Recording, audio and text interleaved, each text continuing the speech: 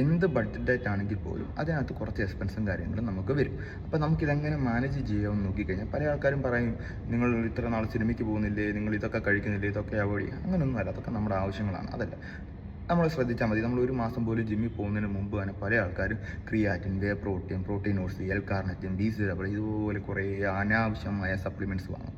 എന്നിട്ട് ഫുഡ് കഴിക്കാൻ കാശില്ല. ഇതാണ് പല ആൾക്കാരുടെയും പ്രശ്നം. അപ്പോൾ നിങ്ങൾ ചെയ്യേണ്ട ഒരു കാര്യം, ഇതുപോലെ സപ്ലിമെൻറ്റ്സ് എടുക്കുകയേ വേണ്ട. നമ്മുടെ കയ്യിൽ കാശില്ല എങ്കിൽ ഇതെടുക്കല്. കാശുള്ളവൻ എടുക്കാനാണ് സപ്ലിമെൻറ്റ്സ്. നമുക്ക് കഴിക്കാം, ഫുഡ് കഴിക്കാം. അങ്ങനെ കഴിക്കാൻ തന്നെ നോക്കിക്കഴിഞ്ഞാൽ നമുക്ക് നല്ല രീതിക്ക് ഡയറ്റ് നോക്കാൻ പറ്റും. വേ പ്രോട്ടീൻ മേടിക്കുന്ന കാശുണ്ടെങ്കിൽ തന്നെ നമുക്ക് ഒരുമാതിരി എല്ലാം സെറ്റാകും. പിന്നെ ക്രിയാറ്റിൻ ഇതുപോലെ സാധനങ്ങൾ നമ്മൾ ഫുഡ് കഴിക്കുന്നില്ല എങ്കിൽ, പ്രോപ്പർ ഡയറ്റ് അല്ല എങ്കിൽ ഏതൊരു സപ്ലിമെൻറ്റ് എടുത്തിട്ട് ഒരു ബെനിഫിറ്റും കിട്ടത്തില്ല. അപ്പോൾ നമ്മൾ ഫുഡിനകത്തുനിന്ന് തന്നെ എടുക്കുക. അപ്പം തന്നെ നമുക്ക് ബഡ്ജറ്റ് തന്നെ നിൽക്കും. പിന്നുള്ള കാര്യമാണ് നിങ്ങൾ ചീപ്പ് പ്രോട്ടീൻ, അതായത് വില കുറഞ്ഞ പ്രോട്ടീൻ, നമ്മൾ സോയ ചങ്ക്സ് ഇതുപോലെ കാര്യങ്ങളൊക്കെ ഇൻക്ലൂഡ് ചെയ്യും. ഇതൊക്കെ ആക്ച്വലി വേസ്റ്റാണ്. അതിന് പകരം നിങ്ങൾ 2 മുട്ട കഴിച്ചുള്ളെങ്കിൽ പോലും അതിനുള്ള ബെനിഫിറ്റ് നമുക്ക് കൂടുതൽ കിട്ടും.